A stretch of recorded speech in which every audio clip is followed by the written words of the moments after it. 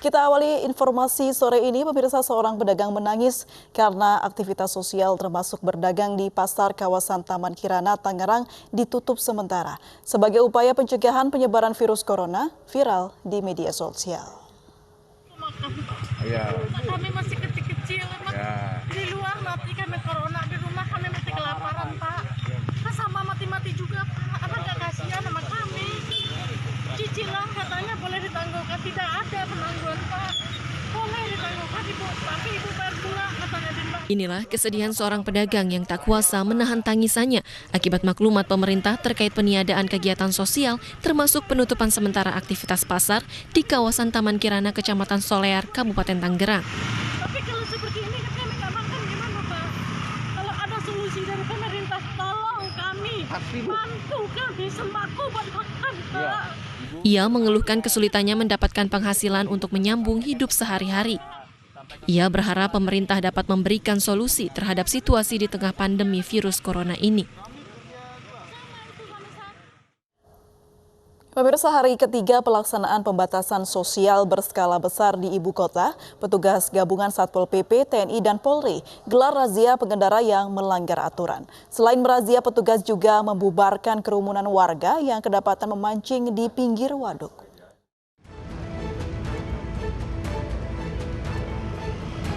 Hari ketiga penerapan PSBB di ibu kota, masih banyak warga yang terpaksa beraktivitas keluar rumah dan melanggar aturan.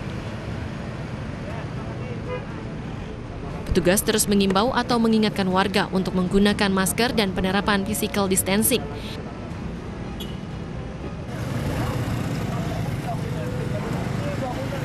Sementara satu persatu pengendara yang melintas di ruas jalan KRT Rajiman Cakung, Jakarta Timur diberhentikan paksa petugas gabungan Satpol PP, TNI, dan Polri. Para pengendara diberhentikan petugas lantaran masih nekat keluar rumah tanpa menggunakan masker. Petugas memberikan teguran keras kepada para pengendara yang melanggar aturan. Selain merazia pengendara yang tak menggunakan masker, pengguna juga membubarkan kerumunan warga yang kedapatan tengah asik memancing di pinggir waduk Rawabadung. Selain itu, sejumlah lapak pedagang kaki lima atau PKL yang kedapatan berjualan di tengah pandemi wabah virus corona turut dirazia petugas. Kegiatan hari ini kita menjalankan Pergub 33 tahun 2020 tentang pemberlakuan PSBB ya. Tentunya yang kita bukan mengimbau lagi, menindak pada pelaku-pelaku usaha dan masyarakat yang masih melakukan pelanggaran. Hari ketiga penerapan pembatasan sosial berskala besar PSBB di ibu kota, petugas tak lagi melakukan himbauan melainkan penindakan guna memutus mata rantai penyebaran virus corona. Dari Jakarta, Tim Liputan iNews melaporkan. Pemirsa, Kementerian Perhubungan akhirnya mengizinkan ojek online mengangkut penumpang saat pemberlakuan pembatasan sosial berskala besar. Namun, pengemudi dan penumpang wajib memenuhi syarat dan ketentuan tertentu.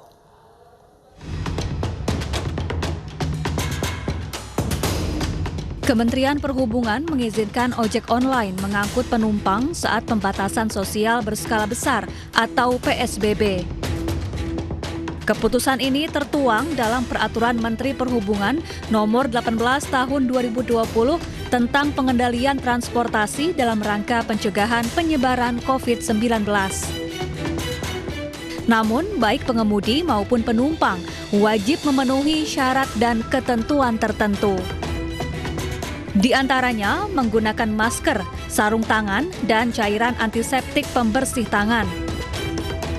Pengemudi juga harus rutin melakukan disinfeksi kendaraan serta perlengkapan. Sebelumnya, seluruh ojek online dilarang membawa penumpang selama PSBB. Ojek online hanya diizinkan mengangkut barang dan makanan. Asosiasi ojek online pun protes karena dikhawatirkan dapat mengurangi pendapatan para pengemudi. Dari Jakarta, Tim Liputan iNews melaporkan. Dan pemirsa, untuk membahas lebih detail dibolehkannya ojek online mengangkut penumpang selama PSBB, sudah bergabung bersama kami melalui sambungan telepon Direktur Jenderal Perhubungan Darat Kementerian Perhubungan, Budi Setiadi. Selamat sore Pak Budi. Selamat sore Mbak. Baik Pak Budi, ini akhirnya ojek online boleh mengangkut penumpang begitu. Lalu apa saja syarat dan ketentuannya, Pak? Begini, mungkin saya sebelum syarat dan ketentuan saya sampaikan dulu. Sebetulnya regulasi yang dibangun dan baru didatang oleh Pak Menteri Perhubungan ini bukan karena desakan dari pihak asosiasi pengemudi ya. Kemudian mereka meminta bahwa untuk dibuka kembali, bukan itu. Sebetulnya kita sejalan dengan peraturan dari Menteri Kesehatan bahwa pada prinsipnya untuk kendaraan roda 2 yang berbasis aplikasi itu hanya untuk barang. Namun demikian, dengan pertimbangan pemerintah kan akan memberikan semacam relaksasi, kompensasi kepada para pengemudi dengan latihan prakerja selama 3 bulan, kemudian dikasih uang 600.000 per orang, kemudian mendapat satu keterampilan pelatihan bagi yang bersangkutan. Ini kan sedang dilakukan, sedang di-manage, dan akan diberikan dalam waktu dekat ini. Jadi diharapkan bahwa itu akan bisa segera diberikan. Jadi peraturan ini kita buat adalah untuk antara sebelum yang prakerja itu bisa diberikan, gitu. Namun demikian sampai dengan sekarang PM ini kan belum diundangkan. Masih ada satu pembahasan yang akan diklarifikasi kembali antara Kementerian Hukum HAM dengan Kementerian Kesehatan menyangkut masalah pemahaman yang sama, menyangkut masalah pasal yang saya sampaikan tadi, gitu. Jadi pada prinsipnya kita sudah mewording di dalam pasal 11 ayat 1 huruf D-nya, dalam hal tertentu untuk tujuan melayani kepentingan masyarakat dan untuk kepentingan pribadi, sepeda motor dapat mengangkut penumpang dengan ketentuan. Jadi yang pertama adalah aktivitas yang diperbolehkan oleh masyarakat untuk kepentingan masyarakat. Kemudian harus dilakukan penyemprotan disinfektan. Kemudian bagi pengemudi dan penumpangnya harus menggunakan masker dan juga ada sarung tangan bagi pengemudinya. Serta tidak berkendara dalam suhu tubuh yang di atas normal. Jadi ada 4 ketentuan yang memang harus diikuti oleh para pengemudi, termasuk penumpang, termasuk pengendara dan juga kemudian penumpangnya kalau misalnya kendaraan sepeda motor ojek itu harus digunakan untuk kegiatan masyarakat. Demikian, Pak. Baik, tadi Pak Budi menyebutkan kalau ini menunggu kartu prakerja selesai. Berarti akan ada jangka waktu ya, Pak ya? Ya, harapan kita sih sebetulnya yang ideal memang sebetulnya di awal kita sudah bersepakat bahwa untuk mendukung PSBB yang dikeluarkan oleh Kementerian Kesehatan, untuk semua kendaraan angkutan umum itu 50% dari kapasitas tempat duduk itu baru diisi oleh penumpang. Jadi artinya kalau penumpangnya itu 50 ya tinggal 25. Lah kalau sepeda motor bagaimana? Kan tidak mungkin kan? Nah inilah yang kemudian menjadi pertimbangan kita dan kemudian karena pemerintah akan memberikan relaksasi tadi, sambil menunggu itu kita harapkan begitu mungkin nanti diberikan, baru kita akan coba dengan melakukan penataan kembali terhadap setelah mungkin pemerintah memberikan relaksasi tadi. Baik. Demikian. Berarti ada 4 ketentuan tadi yang Bapak sebutkan. Jikalau ya, ada salah satu di antara 4 ketentuan ini yang tidak dilakukan oleh ojek online, akan disanksi atau seperti apa, Pak? Ya, begini. Sebelum kita membuat regulasi ini, sebenarnya kita sudah bicara juga dengan aplikator. Jadi pada prinsipnya di sana, di dalam aplikasi baik Gojek maupun Grab, 1 untuk penumpang, 1 untuk food, makanan, 1 lagi untuk barang. Untuk penumpang itu sebenarnya sudah terjadi penurunan sangat drastis sekali. Biasanya itu turun hanya sedikit. Nah sekarang ini dengan kondisi sekarang ini, penumpang itu yang satu aplikator itu tinggal 20%. Jadi hampir 80% mengalami penurunan. Jadi artinya sebetulnya masyarakat sudah banyak yang sadar menggunakan ojek online itu juga sangat berbahaya bagi yang bersangkutan. Artinya kalaupun mungkin dibuka ini, saya kira masih nggak begitu banyak juga masyarakat menggunakan ojek online juga.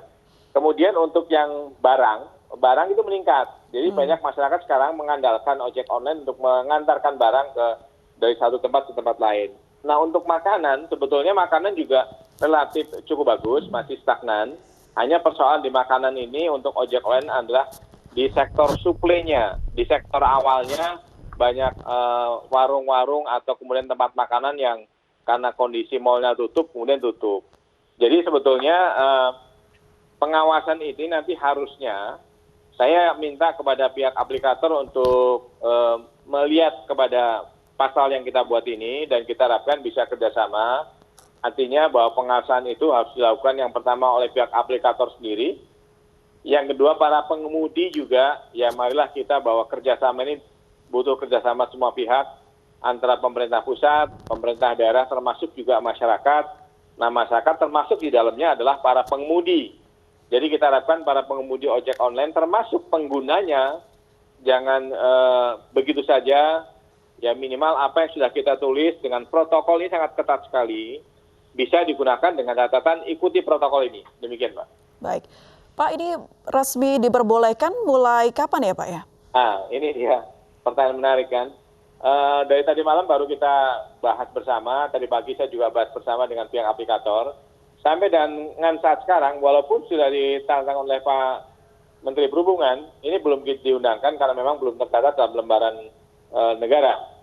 Jadi perkiraan saya mungkin kalaupun mungkin ini bisa dimasukkan, dicatat dalam lembaran negara, karena memang masih butuh satu kali pembahasan kembali antara Kementerian Hukum HAM dengan Kementerian Kesehatan, perkiraan saya mungkin antara besok atau lusa lah, itu baru bisa dibuka kembali. Dan saya juga minta kepada pihak aplikator keduanya jangan dibuka dulu untuk aplikasi penumpangnya sebelum ada diundangkan dari peraturan Menteri Perhubungan ini. Demikian. Baik. Berarti sudah ada komunikasi Pak ya dengan aplikator ojek online tersebut? Sudah ada. Dan kira-kira paling lambat lusa begitu ya? Ya, saya nggak menjamin tapi minimal mungkin lusa lah gitu. Baik, apa Pak pesan yang bisa Bapak sampaikan terhadap mungkin aplikator dan juga masyarakat pengguna ojek online? Ya, terutama bagi masyarakat pengguna, karena dari hasil yang saya dapatkan informasi dari dua aplikator ini, sebetulnya masyarakat pengguna ojek online sudah sangat turun sekali, sangat sedikit sekali. Katakan mungkin dengan kondisi sekarang, walaupun mungkin sudah ada suplainya, belum tentu masyarakat juga mau menggunakan itu. Mungkin lebih baik menggunakan sepeda motor sendiri dan sebagainya. Karena memang kalau misalnya ojek ini tidak digunakan oleh masyarakat, banyak yang beralih ke kendaraan pribadi masing-masing. Atau kemudian masyarakat banyak yang sudah tinggal di rumah. Seperti sekarang ini kita lihat Jakarta kan sudah sangat sepi sekali. Demikian. Baik, terima kasih Pak Budi Setiadi sudah bergabung dan berbincang bersama kami di Anyus Sore. Pemirsa, 3 terduga provokator penolakan pemakaman jenazah perawat di Ungaran, Kabupaten Semarang, Jawa Tengah menjalani pemeriksaan di markas Polda Jawa Tengah. Ketiganya ditangkap pada Sabtu sore tanpa ada perlawanan.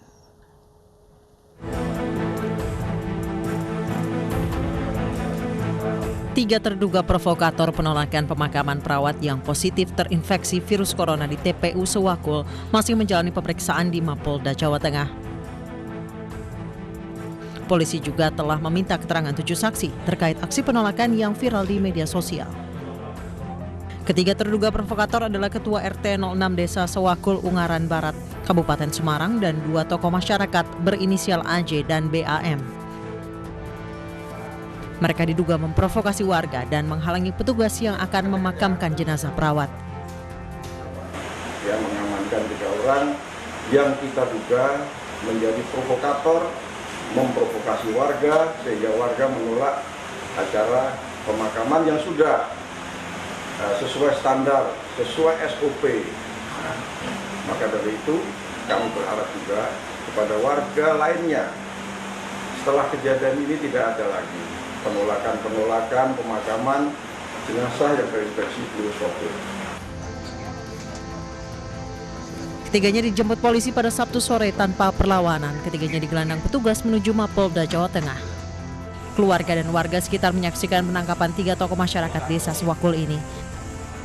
Ketiga pelaku terancam Undang-Undang Nomor 4 tentang penanggulangan wabah penyakit dan Pasal 212 KUHP tentang melawan pejabat yang sah dalam melakukan tugas. Pada Kamis 9 April lalu, pemakaman seorang perawat asal Semarang yang meninggal dunia karena virus corona ditolak warga saat akan dimakamkan dekat makam ayahnya di Taman Pemakaman Umum Sewakul, Ungaran Timur. Tangis keluarga tidak terbendung dan terus memohon kebijakan kepada warga agar jenazah tenaga medis ini diizinkan untuk dimakamkan. Dari Semarang, Jawa Tengah, Kristadi, Luri Salulu, iNews melaporkan. Pemirsa, pria yang menampar seorang perawat di Semarang, Jawa Tengah ditangkap polisi. Pria tersebut mengaku emosi saat ditegur perawat lantaran tidak menggunakan masker.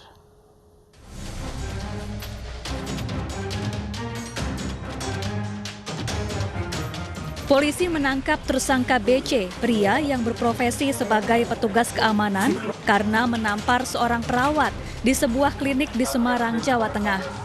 Tersangka mengaku menyesal dan meminta maaf atas perbuatannya. Ia emosi ketika ditegur perawat karena tidak menggunakan masker.